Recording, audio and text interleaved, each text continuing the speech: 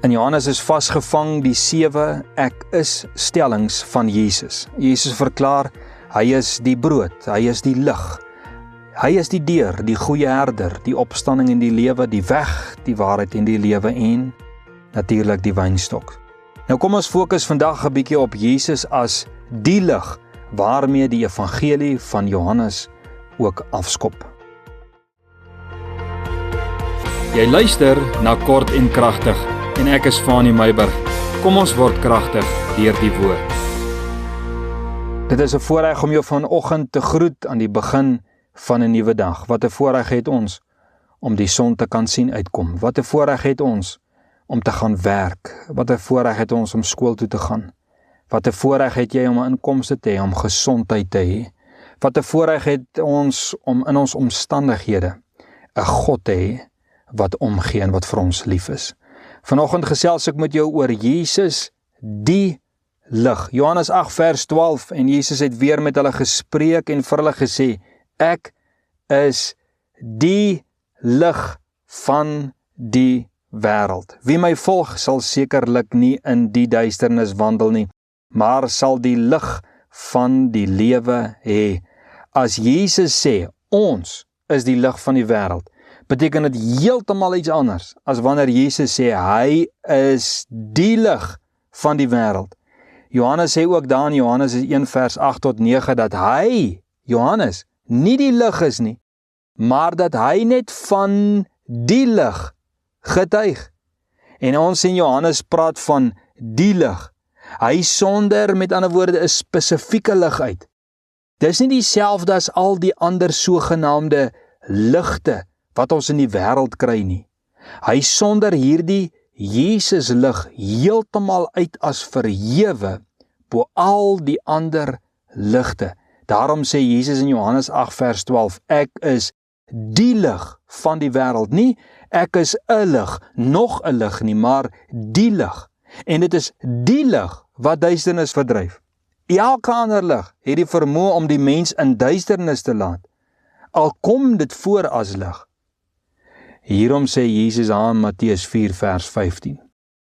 Die land Sebulon en die land Naftali, na die see toe, oorkant die Jordaan, Galilea, van die heidene, van die Jode tot by die heidene, die volk wat in duisternis sit, het 'n groot lig gesien, en die wat sit in die land en die skaduwee van die dood, vir hulle het 'n lig opgegaan. Jy weet, in baie gelowe en in die algemene begrip van lig, word lig gesien as sigbaarheid, nê? Om iets te verlig, lig op iets te laat skyn en begrip te gee, kennis, goddelike kwaliteite, God self, nê? En dit wat duisternis en onkunde verdryf, dit is lig. Dit word ook verstaan as jou gewete, nê? Jou innerlike mens. So as Johannes sê dat Jesus die lig is, dan sê hy Jesus is die ware uitbeelding en besitter en beliggaaming van kennis. Kennis wat uittroon bo elke ander wysgeleerde en sogenaamde godheid. Jesus is die beliggaaming van alle godkwaliteite en meer as dit, Jesus is God homself. En dat hierdie goddelike lig elke vorm van duisternis verdryf. Inteendeel, in Jesus as lig staan menslike en mensgemaakte lig as duisternis en Jesus verdryf dit. En so essensieel, so belangrik en waaragtig is hierdie lig wat Jesus verteenwoordig, dat Johannes die stelling maak in vers 9, die lig wat elke mens verlig. Hy impliseer hiermee, ongeag jou menslike geloofsoortuigings of aangeleerde geestelike insig en kennis, elke mens is in duisternis totdat Jesus aan jou voordeur kom klop. As jou deur oopswaai, dan dryf hierdie Jesus lig die duisternis van onkunde deur sonde en afgoderry, wêreldse standaarde en begrip en sielsdood na buite toe. Is dit nie mooi nie? Jesus sê ook in Johannes 3 vers 19 tot 21 dat die mensdom duisternis, sonde en valsheid en verkeerde werke en ook Satan en rebellie teen God so lief gekry het, so gewoond geword het, so afhanklik geraak het daarvan en bevriend geraak het daarmee, dat die mensdom tot vandag toe steeds in duisternis sit. Die verkeerde en Satan as lig en waarheid en voordelig vir hulle siele sien en gesien het. En Jesus sê, die mens haat die ware lig. Kan jy dit glo? Nou, hoekom dink jy sal enige mens die lig haat? Die lig haat, Jesus haat. Nou, ek is glad nie verbaas oor Jesus se reaksie op nie, want Jesus gee sommer die antwoord. Want Jesus sê dan in Johannes 3 vers 21, die mense, die haat hierdie Jesus lig, want die lig openbaar jou werke, jou hart en intensies, word geopenbaar, en dit maak jou gewete vrugbaar, en dit gee kennis oor jou onkunde, en dit soek die mens nie. Die mens wil nie gesê word, jy is verkeerd nie. Is dit nie so nie?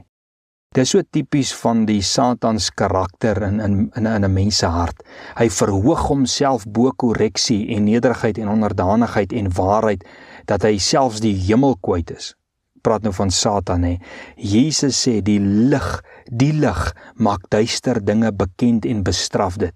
Gaan toets dit 'n bietjie in die wêreld, en waaroor dink jy gaan oorlog en onenigheid en skeringe in werksplekke en huise en organisasies? Die geveg is altyd tussen lig en duisternis, reg en verkeerd, egtheid en valsheid. So kom ons gaan nou gou 'n bietjie terug daarna Genesis 1 vers 3. En God het gesê, laat daar lig wees. En daar was lig. Toe sien God dat die lig goed was, en God het skeiding gemaak tussen die lig en die duisternis. Die lig wat God hier beveel het, was nie die son nie. Dit moes 'n skynsel of 'n uitskynsel van homself gewees het.